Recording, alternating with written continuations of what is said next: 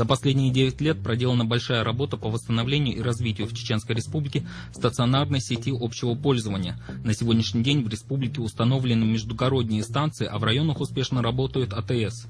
Чеченская Республика стала первым субъектом со 100% цифровизацией сети. Связь организована на уровне 5-го поколения. Сегодня ведется работа по телефонизации частного сектора. Стационарная связь есть практически в каждом райцентре, не говоря уже о городах – Грозный, Гудермес, Урус-Мартан или Шали. Но несмотря на это, развитие стационарной связи происходит медленно. Оно и понятно, в ходе 2 военных кампаний в республике были практически полностью разрушены телефонные станции, а подземные линии оборваны в результате многочисленных бомбежек. На смену привычной стационарной связи пришла мобильная. Люди, не задумываясь, отдают свое предпочтение на редкость компактным телефонам и, главное, беспроводной связи. Мобильная связь в Чеченскую Республику пришла относительно недавно, всего 6 лет назад. С февраля 2003 года в республике начал работать первый сотовый оператор «Мегафон», представленный закрытым акционерным обществом «Мобиком Кавказ». На сегодняшний момент число абонентов «Мобиком Кавказа» составляет около 6 миллионов человек. Жителям северокавказских регионов, как позиционирует компания, доступен полный спектр услуг мобильной связи, а ее сетью покрыто более 85% территории региона, в том числе труднодоступные высокогорные районы. Для граждан Чеченской Республики мобильная связь стала доступна только с 18 августа 2004 года. Именно с этого времени сим-карты данного оператора стали распространяться среди физических лиц. До этого момента мобильная связь являлась небывалой роскошью в Чеченской Республике, а заветные симки реализовывались только юридическим лицам после согласования с местным управлением ФСБ. Этот факт вызвал бурю протестов среди населения, и в республике не раз проводились общественные антимегафоновские акции, в том числе и на высокие, по сравнению с другими регионами, тарифные планы. В 2006 году впервые в урегулировании конфликта людей и оператора мобильной связи пришлось вмешаться тогда еще премьер-министру республики Рамзану Кадырову. Переговоры прошли на редкость успешно, хотя по логике российского законодательства органы власти не могут оказывать влияние на цены субъектов экономики. Рамзан Кадыров добился своего. Цены на сотовую связь в республике уже через месяц снизились почти в 4 раза. Окончательно монополия Мегафона была окончена почти 2 года назад, когда в республику с шумом пришел второй сотовый оператор мобильной связи, открытое акционерное общество «Вымпелком» стандарта GSM. Этого дня в республике с нетерпением ждали несколько лет, и ему предшествовала огромная работа, проведенная руководством региона. В октябре 2006 года Вымпелком получил официальное разрешение Федерального агентства связи на ведение бизнеса в Чечне. Примечательно то, что лицензия на ведение бизнеса в Северокавказском регионе была получена оператором еще в 1998 году. Однако собрать все необходимые разрешения для работы в Чеченской Республике Вымпелкому не удавалось в течение 6 лет с момента окончания контртеррористической операции в республике.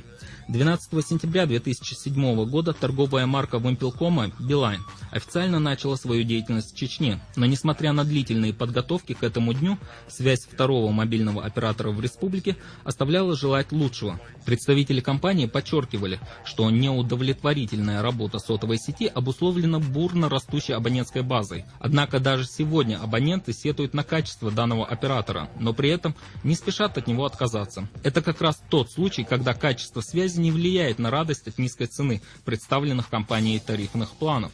К настоящему периоду связью Билайн покрыта практически вся равнинная часть Чеченской Республики, и данная сеть продолжает развиваться. В феврале текущего года открытое акционерное общество «Мобильные телесистемы», или проще говоря МТС, получило разрешение на эксплуатацию 3 базовых станций в нашей республике. Еще 7 станций компании находятся на стадии монтажа и настройки. В течение 2009 года МТС планирует ввести в эксплуатацию в республике сеть сотовой связи. Однако сроки запуска сети пока еще не определены. При этом в компании отмечают, что ее строительство идет строго по плану. Рынок мобильной связи в Чеченской Республике находится на начальном этапе развития, и в настоящее время он выходит на уровень проникновения связи, как и в других регионах. Сегодня перед компаниями мобильной связи стоит главная задача – покрытие не только населенных пунктов, но и ключевых автомобильных дорог и небольших населенных пунктов, особенно в высокогорных районах, где нет и в силу сложности горного ландшафта, возможно, никогда не будет стационарной связи. Сотовая связь развивается вместе с регионом, вместе с республикой. Безусловно, они представляют новые технологии Помимо стопроцентной зоны покрытия Чеченской Республики мобильной связью, много споров и негодований вызывает развитие в республике всемирной паутины интернет. Для жителей нашей республики интернет на протяжении нескольких лет продолжает оставаться дорогим удовольствием. Основной причиной этому является практически отсутствие в республике оптиковолоконной линии. Причиной этому служит тот факт, что телефонизация в регионе обеспечивается с помощью космической связи, которая само по себе дорогое удовольствие.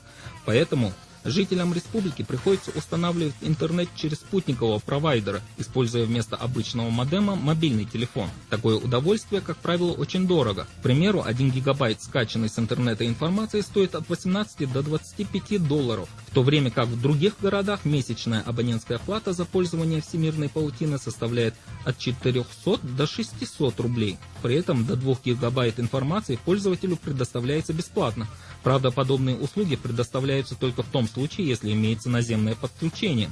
Тем не менее, несмотря на то, что интернет обеспечивает оперативный доступ к поистине необозримой кладези информации по любой тематике, на десятки тысяч информационных серверов его популярность в республике только набирает обороты. И в основном это происходит опять же посредством мобильной связи. Так, заместитель гендиректора по коммерческим вопросам компании «Мегафон Северный Кавказ» Владимир Карпушкин на днях отметил, что в ближайшее время на территории Чеченской Республики компания планирует запуск сети третьего поколения связи, проще говоря, стандарт 3G. Он позволяет пользователям мобильной связи со своего телефона выходить в интернет с высокоскоростной передачей и намного лучшим качеством, чем было до этого. Данная скорость выше даже, чем в стационарных сетях связи.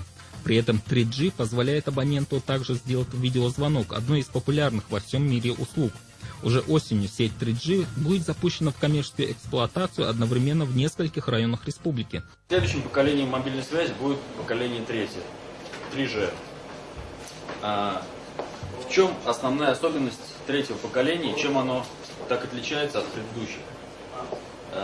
Самое главное отличие в том, что 3G поколение предназначено более ориентировано для передачи данных. На первом этапе будет обеспечено качественное покрытие крупных городов и населенных пунктов республики, в числе которых Грозный, Аргун, Гудермес и Шали. Руководство компании считает Чеченскую Республику весьма перспективным для развития стандарта 3G, поскольку данная технология является отличной альтернативой к проводному интернету. При этом здесь же обещают, что новая услуга будет по самым доступным ценам для его пользователей. Таким образом, через пару месяцев Чеченская Республика станет третьим регионом на Кавказе наряду с Сочи и Дагестаном, где появится сеть 3G. Однако с развитием в республике интернета у местных властей появилась новая проблема – не дать распространиться во всемирной паутине идеологии ваххабизма и экстремизма. 17 июня Центру духовно-нравственного воспитания и развития Чеченской Республики президент Рамзан Кадыров дал поручение заняться подготовкой специалистов для разъяснительных работ с молодежью, пользователями интернета, с целью противодействия распространению идеологии ваххабизма.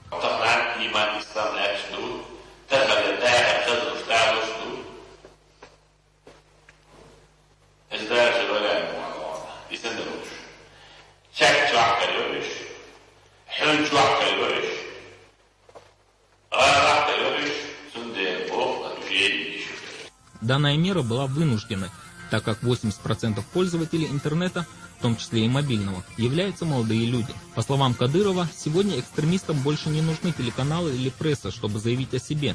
Теперь они пропагандируют свою идеологию в различных интернет-форумах, гостевых книгах и чатах виртуального пространства. Он отметил, что необходимо подготовить грамотных специалистов, чья деятельность будет направлена именно на противодействие так называемым проповедям идеологов ваххабизма. С этой же целью в прошлом году был открыт официальный интернет-сайт «Чечня Today». Наряду с другими чеченскими интернет-ресурсами, данный сайт сегодня уже стал средством пропаганды сегодняшней действительности в Чеченской Республике. На нем транслируются новости местных телеканалов и видеоролики с сегодняшней Чечни. Как бы там ни было, ясно одно: при правильном обращении интернет может стать неиссякаемым источником знаний, но и мощным средством информационной войны. А потому мы надеемся, что в будущем интернет станет чище и правильнее, но для этого необходимо позаботиться уже сейчас.